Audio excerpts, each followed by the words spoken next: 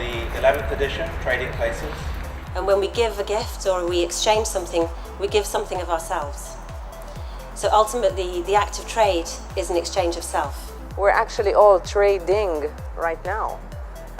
So we're trading tales, and then I started to think even more that I think Global Art Forum has always been trading as well. The fact that trade can be sped up or can be very slow, the way in which it invokes the plasticity of us as subjects as much as the movement of objects around the world.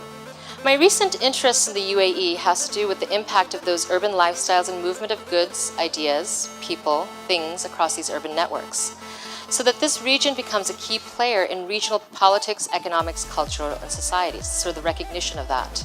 So now it's nearly impossible to find palm trees. So all the things that you think represent kind of, a local expression of identity, become even more difficult to find.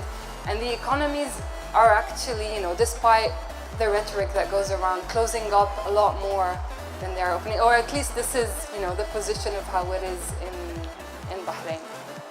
In 1974, when the building is commissioned, and there's a whole kind of legend that I won't get into about why it happened. But at that point, it was really focused on exhibition.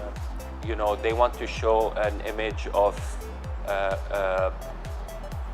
glass, I think, or I wouldn't want to say glass, but I mean that a copy or a replica of somewhere else. But here it has a more unique identity. You listen to the soundscape in a musical way, and you're able to identify some keynotes there.